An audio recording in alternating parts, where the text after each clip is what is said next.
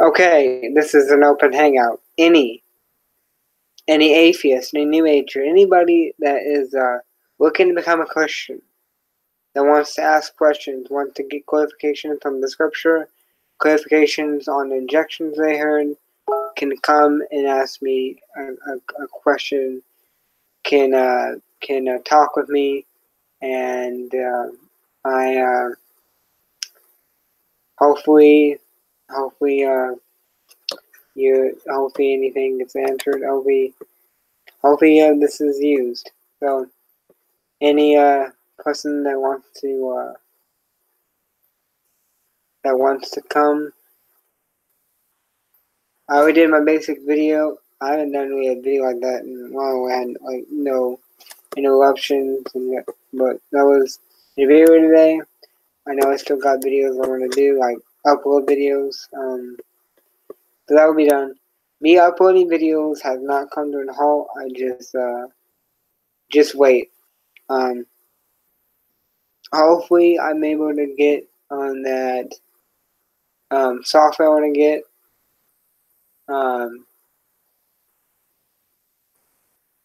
To put some stuff in my videos, but it's also quite good and easy to plus it can get more attention. It's quite easy to make a live video and then do your video there.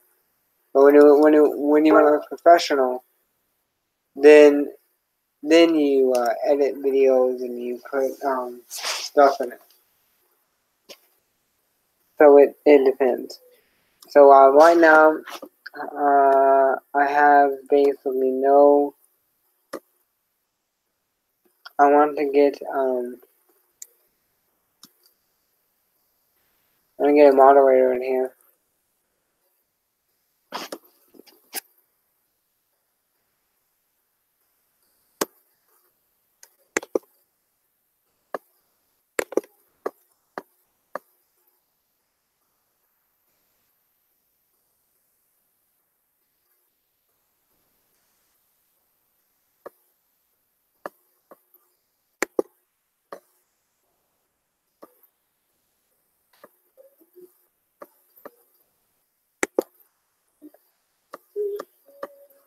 I'm gonna.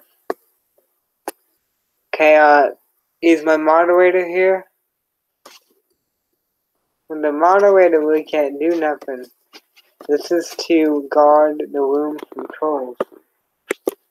And the only time I want trolls out of this room is because what happened one time. It's not because I'm mean or whatever. It's because I don't want pornography being shown on this. I don't want to have any pornography come in this room. That only happened once, but that's what I want to guard against.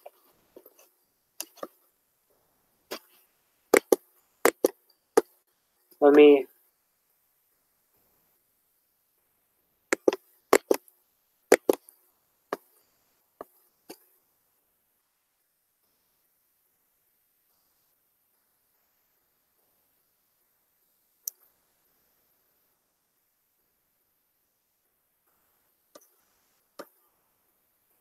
Is my moderator here?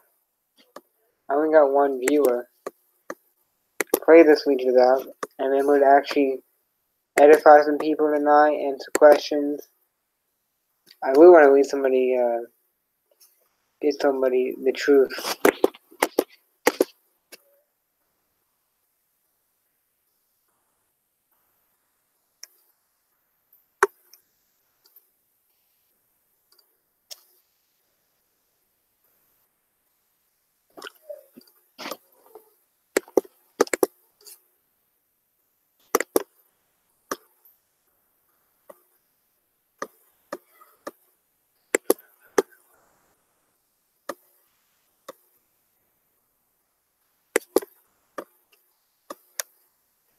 Let me go to.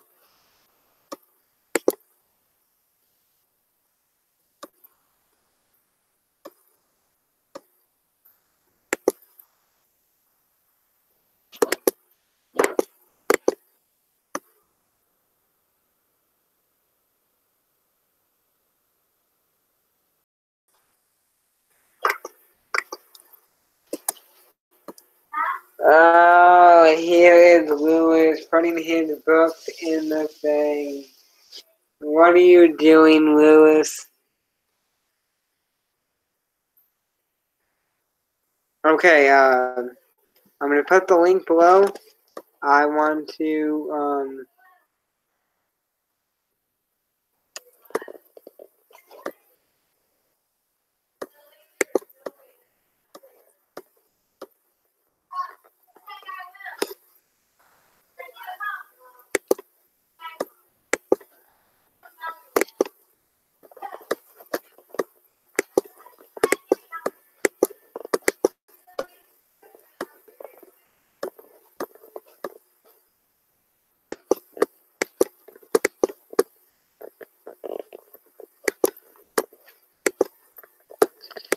let me, I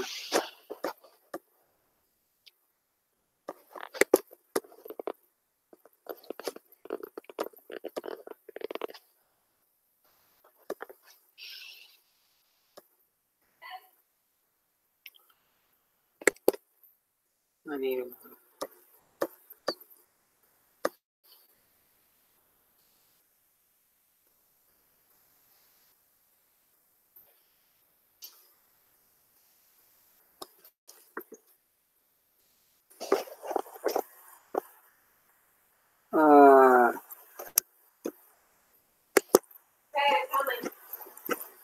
Hopefully I can get somebody in here. Well, I mean, it's good talking to Lewis. I'll just put the link below. I already have Lewis on moderator. If only I can get Lewis to help me keep the trolls out, which is,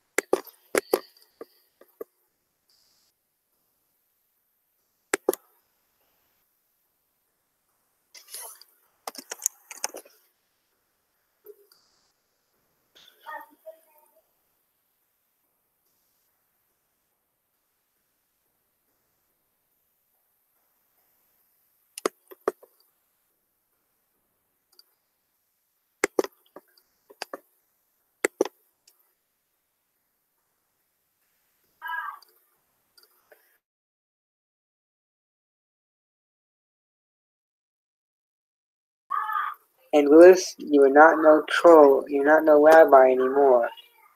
So no more saying Rabbi Lewis. You ain't no rabbi anymore.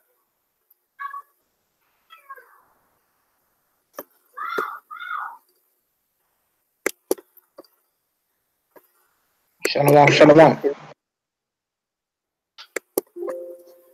Well, you can't say it.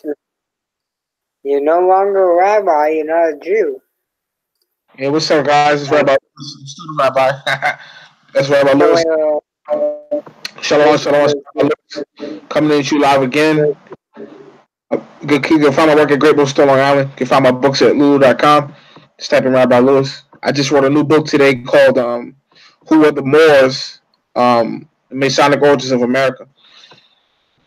This is book number 16 for me. So, as you know, I'm an avid writer, and this is book number 16, man. The Masonic Origins of America. So, check that out. So are you gonna say that Masons don't worship Bacchus, and the ancient worship doesn't go back to Baphomet and Horus? Because I even got a source that the 42nd degree Mason that was trying to defend Masonry, but then said, yeah, they worship Horus, they worship Bacchus. Not using a fallacy of authority, but Yeah. It's a good source to use. So they do worship a pagan deity. It's not a godly thing. And Islam also worships, according to Encyclopedia Religion, the pagan deity Allah. Allah is a pagan entity, and that's what they worship in Islam. No, it's not a pagan entity. Not according to the Encyclopedia of Religion. I sent you I sent you, Brother Bray. I sent you a free copy of my book, Who Are the Moors? The Masonic Orders of America. I sent you a free copy. So, well, can I respond to that? Go ahead. Wait, aren't you supposed to hate your enemies and it would kill them if the time was right? Keith Thompson said that's what the Quran says. You had apologists like Keith Thompson, right? Who said that there's no linguistic or historical connection between Horus and Jesus, because the Jews didn't understand Egyptian, which they call it Medu Neter. Medu Neter is the language of the Egyptians. Well, that's not true. In fact, Abraham's mother, I forgot her name, she worshipped Horus. She was a Horus worshiper. And that's when God told Abraham to leave his family in the book of Genesis. But Abraham's mother worshipped Horus. She was a Horus worshiper. You have, at least what I've heard, you have no original source on the pagan roots with Jesus. You got no. I just told you, Abraham's mother worshipped Horus. She was a Horus worshiper. So there is a connection between Jesus of Nazareth and Horus, because Jesus' ancestor Abraham, the patriarch, his mother worshipped Horus. She worshipped Horus. She was a Horus worshiper. Yeah, that's a fallacy. There's one thing to make logical historical connections between a fictional character, like Allah, and a pagan entity, and an actual person that actually existed that has similar characteristics in an entity. There's a difference. Like, for example, let's say there was a pagan entity named Bray, right? His name was Bray, right? And, you know, he taught, did apologetics, he you know, had similar characteristics. He had glasses. And let's say I was dead for like 1,000 years. Somebody came along and said, you know, Bray never existed. Because, you know, all these, this pagan entity called Bray. Would that then disqualify my existence that actually existed versus a fictional, more like a fictional character versus a fictional character existing? That would not disqualify my existence. So with the Abraham's mother worshipped Horus. She was a Heru Horus Egyptian worshiper. I should prove to use the fallacy. You ever heard of the fallacy of association? In fact, if you read the book of Joshua, yeah, I heard of that before. If you read the book of Joshua, it'll tell you that Abraham's father Terah worshipped under Nimrod. He was a priest under Nimrod. Nimrod was the Ethiopian king who before when the Most High split the languages in Babylon. That's who he was. So he was actually a priest. Terah was a priest under Nimrod, and it says that in the book of Joshua. If you look it up. Wait. So you're gonna persist. I actually can make historical connections and etymological connections between Islam and paganism, because there's actually no real trace of Allah ever existing. And I mean, historically, there's actually physical evidence for the Well, in Arabic, you call that in Arabic you call it the Zalamun. Zalamun is an Arabic word that means polytheist. So there's a term for that in Arabic. It's called the Zalamun. Zalamun are polytheist pagans. And then you have something called Jahiliyyah. Jahiliyyah is the state of Arabia before Islam. They call it Jahiliyyah in Arabic.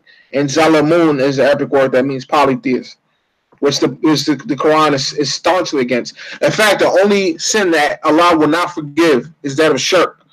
And shirk is the worship of giving Allah companions in worship. So shirk actually is polytheism, saying that there's somebody else is equal to Allah. So that'd be called shirk or mushrikun. So the only sin that Allah will not forgive is that of shirk, which is giving Allah a partner or someone who's equal to Allah.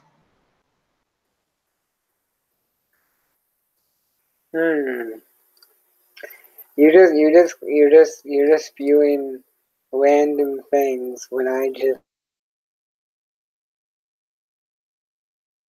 You just spew random things and I just debunked you. Only sin that Allah will not forgive is shirk. If you say somebody's equal to Allah, He will not forgive that sin. Any other sin, He will forgive. So you're just gonna spew random things about Islam and not back up Islam?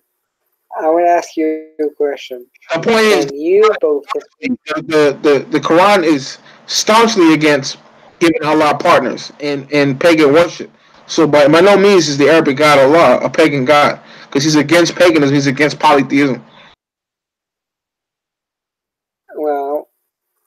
Well, just because a pagan god is against other pagan gods doesn't make it not a pagan god.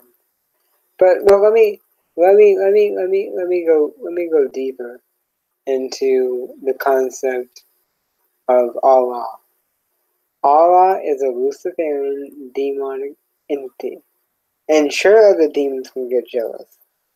Hey, let me make a better case. I don't want to use a fallacious argument. Let me make a better case. Can you defend Allah with both solid philosophy, that means logic, solid logic, where you can the justice and all that, with philosophy, with archaeology, and with history? Can you defend Allah up against, that's the challenge. Can you defend him? You have to prove that he fits all the criteria to being a god. Now, if he fails to fit the criteria of being a god, a supreme being, someone who is transcendent above other creatures in creation, then you fail to prove he's a god. That would mean that he's a false god. I can already demonstrate to you right now that he fails. God, Allah, doesn't have a just basis to forgive a sin. No good work can write off your past crime. If you got a crime sheet and you do good works on top of the crime sheet, the judge gonna still see a crime. You may say, "Yeah, I want to do this again," but the judge say, "Look, I still see a crime here. You're going to jail." That's a just judge. My point, unless you can refute it, that God cannot forgive sin. Any just God, any God that would do ill, without a logical and an actual basis to forgive it. And the only God that really has a basis and really has a foundation in solid philosophy and history and archaeology and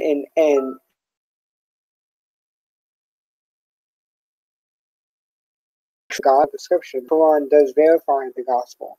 Now, if you're going to say, well, it wasn't the gospel at the time, it said, listen to the Jews and Christians. So what gospel they have at the time? And the gospel refers to the Synoptic Gospel, the Gnostic Gospels, the four Gospels. So it was those Gospels, and then all of a sudden you preserve those Gospels at that time.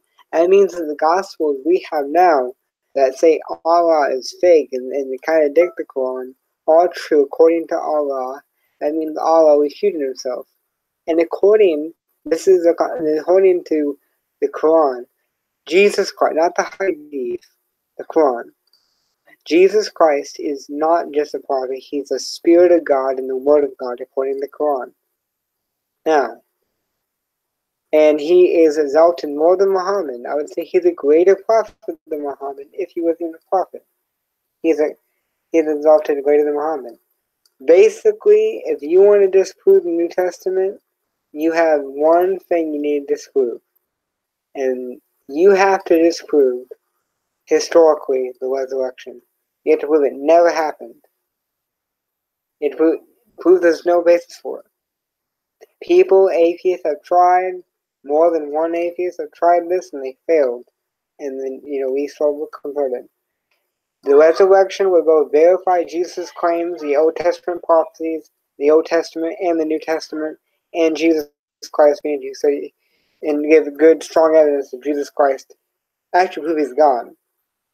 And will it be good evidence that he's who he says he was? Right. So, go ahead. Yeah, well, I sent you a free copy. Go ahead. Yeah, so I sent Brother Bear a free copy of my book called Who Are the Moors, which are a group of North African Muslims who conquered Spain in 711. And they conquered Europe and Morocco, Maghreb, Egypt. They conquered pretty much the known world. They were called the Moors. So you should check out the cultural paradigm shift. There was a cultural paradigm shift in history at 711. And you see the kind of the cultural footprint of the Islamic God, the God of the Islam. You see the cultural footprints and what with the cultural paradigm shift that the Moors through the Moors. You'll see the history when you check my book out. You have a full understanding of it. If you want to use Christianity and sweep me under the carpet, all you have to do is disprove the resurrection. Can you do that? That means you would have to use linguistics, use criteria that investigators use to examine documents. You have to be very fair and logical about it. You would have to use all the historical methods to prove that the resurrection never happened. There's plenty of people got crucified. When Bar tries to do it, when he had to use his criteria, he uses classic philosophical fallacies that are old fallacies. He uses them. So yeah, that's my challenge for you. You can sweep me under the rug. You can disprove Christianity on the spot. You can prove there's no trace that the resurrection of Jesus Christ never historically happened. Well, if you know the Quran upholds the virgin birth. That's why, because I studied Arabic, that's why in Arabic, Isa, you call Jesus, he referred to the children of Israel.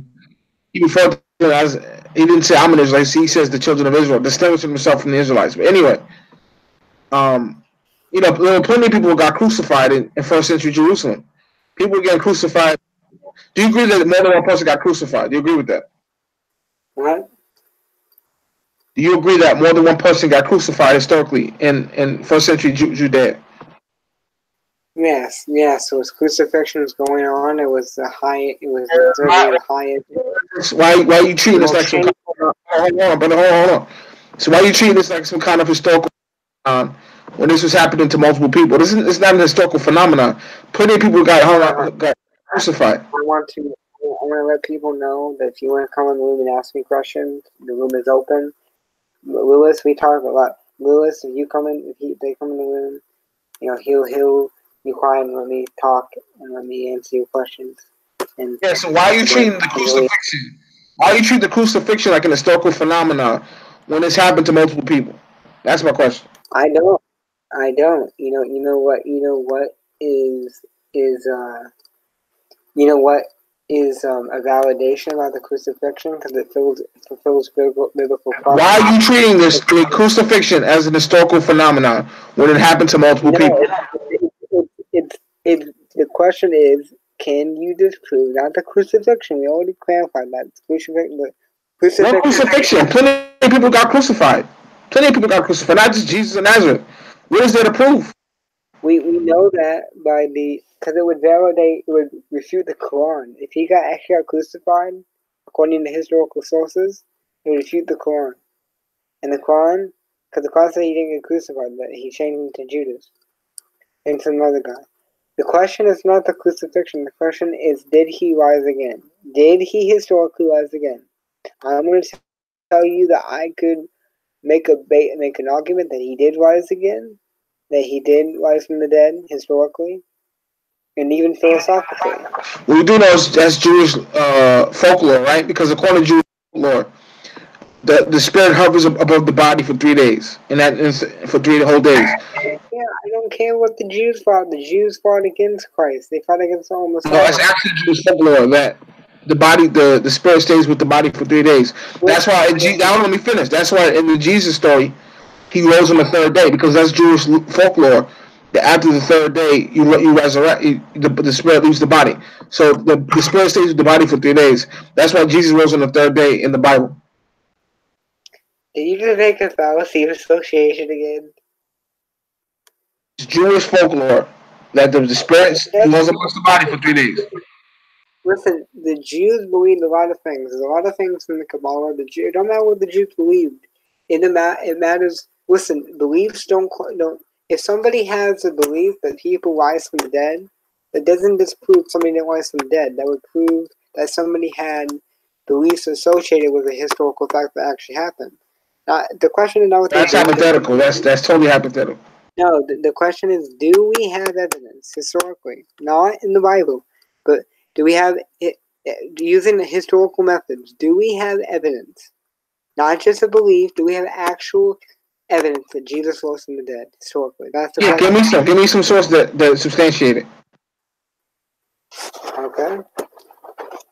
I'll have to give you the 4th century source. Give me a 4th century source that validates Christ being crucified and rose again. Give me a 4th century source. First, I'll give you the liability of the New Testament. You ready? Because the New Testament is called historical documentation, according to historians. It's not a story.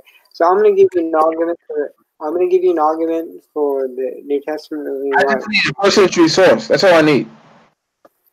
New Testament is a 1st century source. Outside the New Testament, outside of the whatever they call that, the New Testament. You know the liability of the New Testament?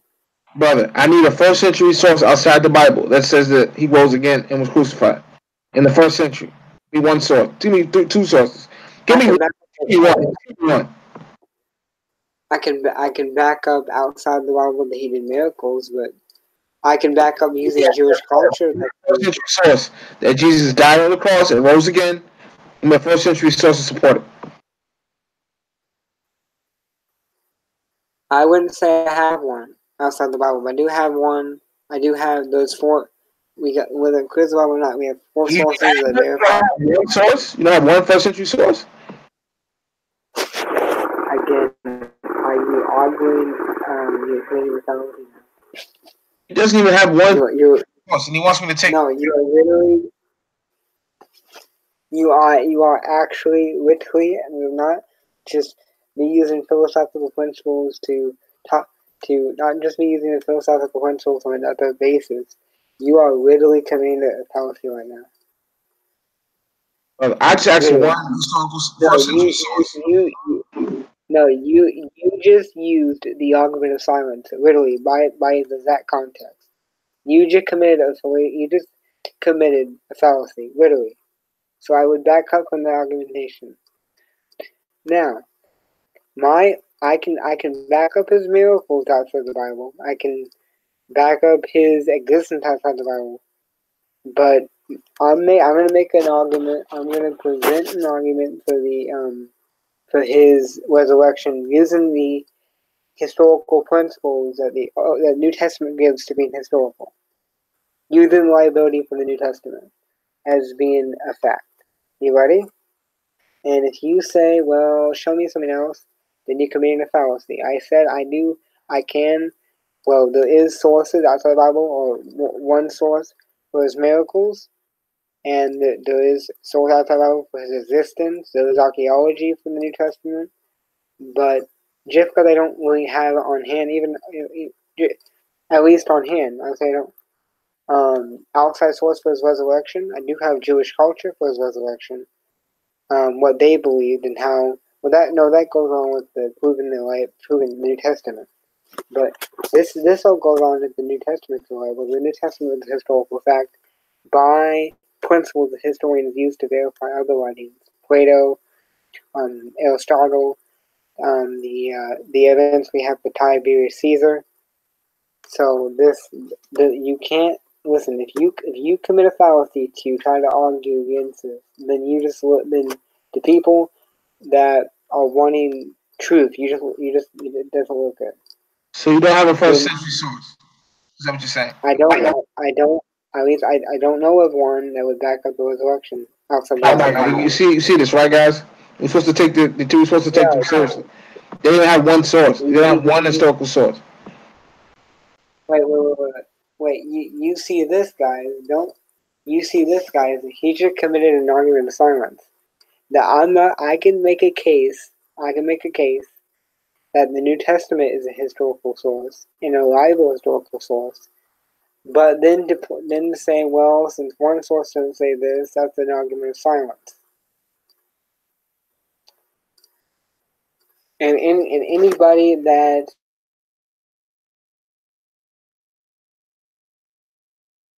has I committed whatever, well, that's because anybody that is a fan of argumentation, or anybody that actually is not extremely emotional and to pin something on me, but actually knows argumentation, knows logic, won't just let me off when I say I don't have something. I'm saying I do have evidence, but I don't know anything outside the New Testament. I do have evidence outside the New Testament for his miracles, but not his resurrection. Now, but I'm going to present my case for the resurrection, and if this case was so fallacious, it wouldn't have convinced, do you think, a person like Lee Strobel, who was an atheist, and who was on a hunt to disprove Christianity, but he couldn't do it. And he was on a hunt to disprove the resurrection. So it's not going to be a fallacious argument that I present here.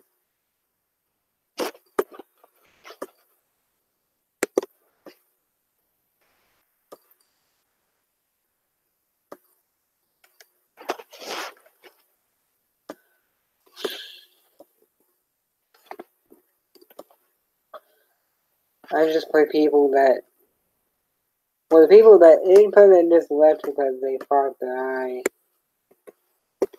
they thought that you got me. Somebody doesn't know logic. I don't really care. They're looking for me to make a mistake, but it's not a mistake. Here, I can't. I'm going to show an argument for the liability of the New Testament right now, and then your job, Lewis, is to refute it.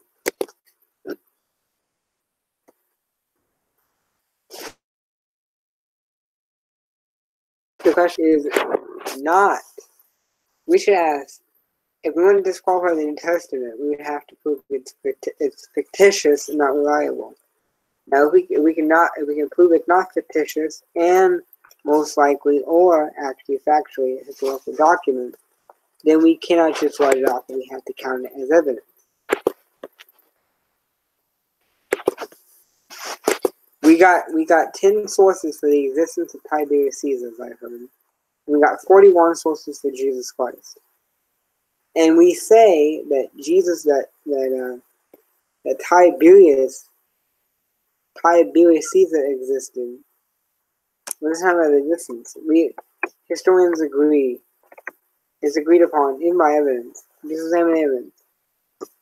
The evidence factually shows that Jesus Christ existed. Now, the question is, did he rise again? I can show evidence outside of his miracles, but I'm going to have to stick with my basis in the New Testament.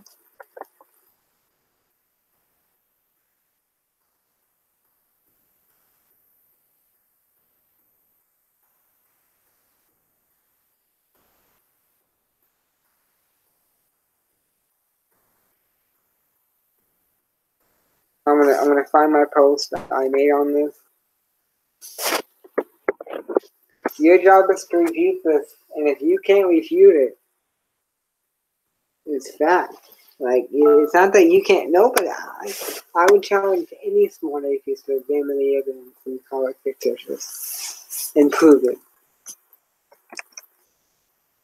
And again, all you have to do is prove it never happened. An atheist tried that and he got converted. And whether he's truly saved, that's a question.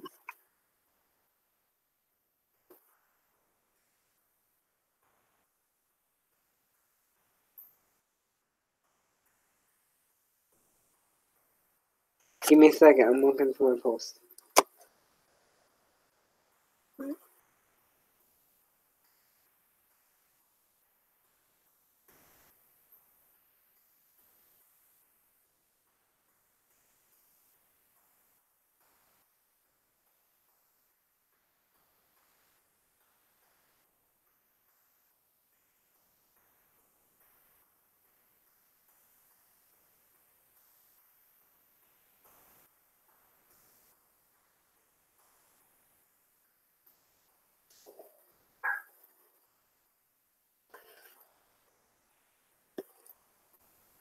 Okay, I'm going to send Lewis in the chat box the case for the New Testament.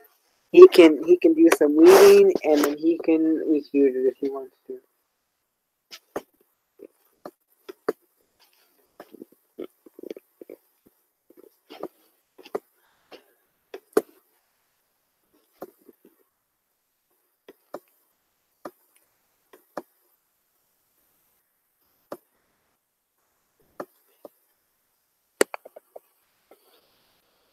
Well, I go in this post into the Old Testament as well, but this wasn't on me.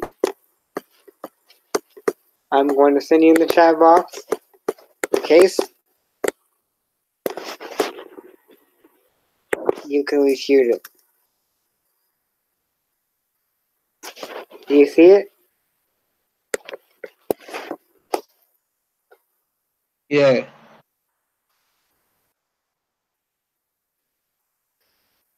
Now read it and tell me if you have a good argument against what you read.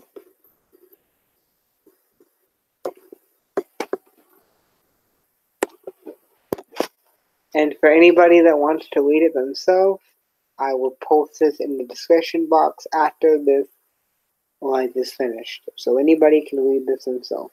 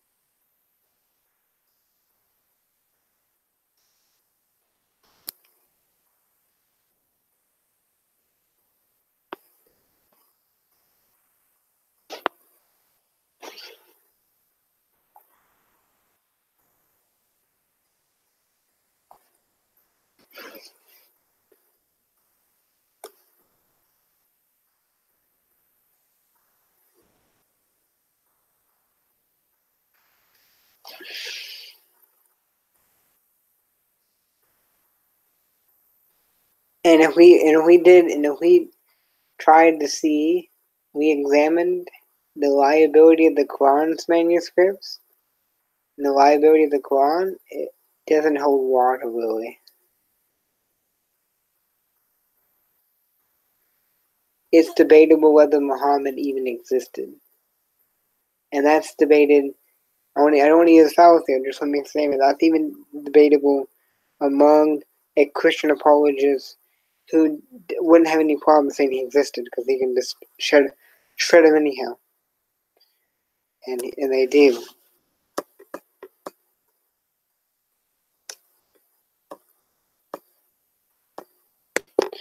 I wouldn't have a problem if Muhammad existed. But the question is, did he exist? Okay, so if we can prove Muhammad never existed, the Quran goes down the toilet. So I can prove Jesus existed, and then all the attacks against Jesus' existence are all foolishness and not reliable. There's no original source on it. At least what I've heard. But the actual case, I haven't examined it, so I haven't examined the case against it. Did Muhammad exist or not?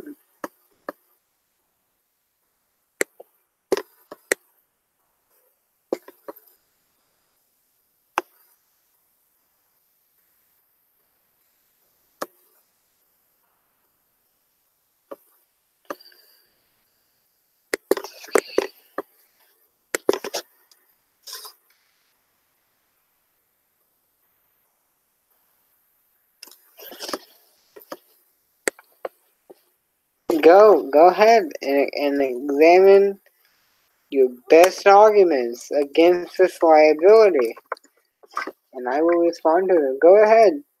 Go to the apologist. Here is Lewis from his book.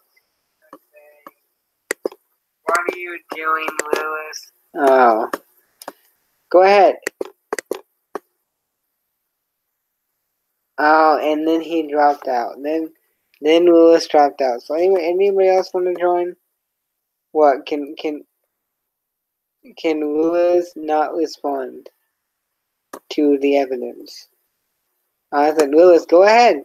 Go examine your best apologist. Go examine your best atheist. Go examine Bart Ehrman's evidence against his liability. And none of it will hold water. Bart Ehrman can be... James White has debated Bart Ehrman. And I could debate Bart Ehrman. I would first... I would answer his question, and then I would disable his very basis ask the question. I'm not even possible to attack and debate Bart Ehrman, but you can just simply take the facts that I could debate Bart Ehrman by the grace of God.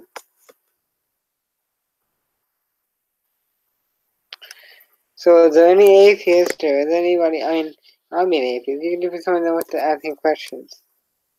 You could be a lukewarm Christian, I'm willing to answer your questions. I love you guys, I don't want you guys to go to hell.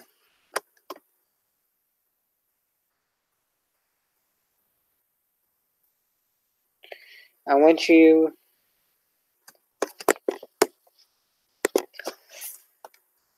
I'll give him a bit of it. I'll say he went to go examine his sources. All Bart Ehrman has really done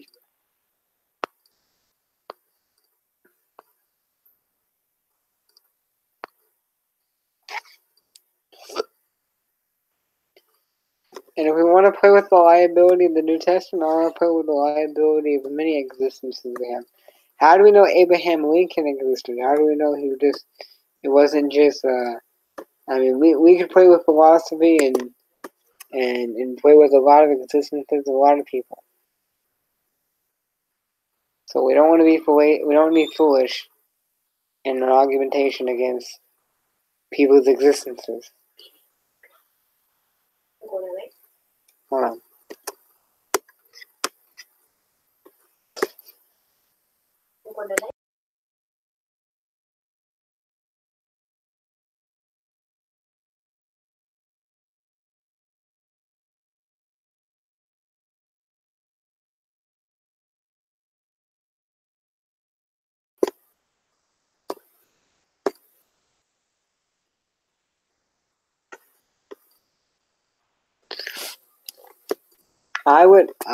Listen, send me your book.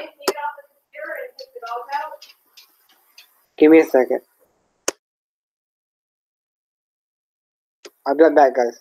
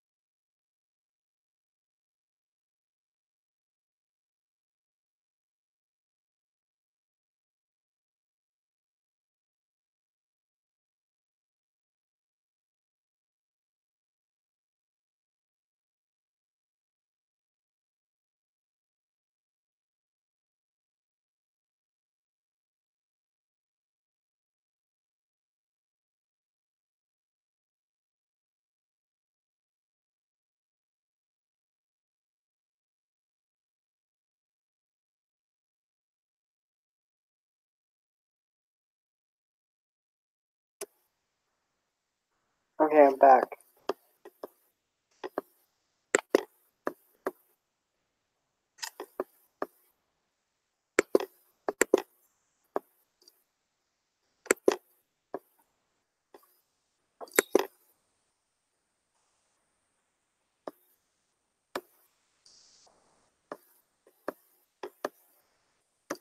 Anybody wants to come in? Ask some questions.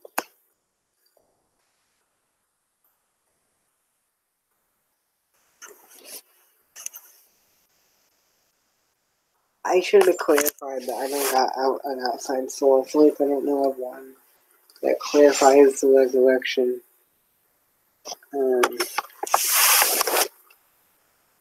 Oh, do I have an outside source that actually says that he rose again? Oh, yeah. The death of the apostles. They claim the death and the resurrection of Christ. And that's outside the New Testament. And they died when they got martyred. So do I have an outside source? Do I have an outside source for the resurrection? Yeah.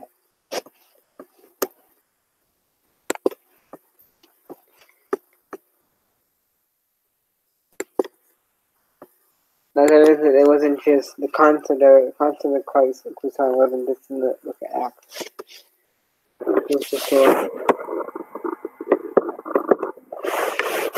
you think, I mean, again, you gotta think about it. A bunch of people die for things they believe. Not a lot of people would die for things they know is wrong. Especially, maybe get the heck out of it, especially a gruesome, torturous death. And there's been apostles that have suffered worse than Christ did, for proclaiming that he rose again. So that would go for the liability of the New Testament.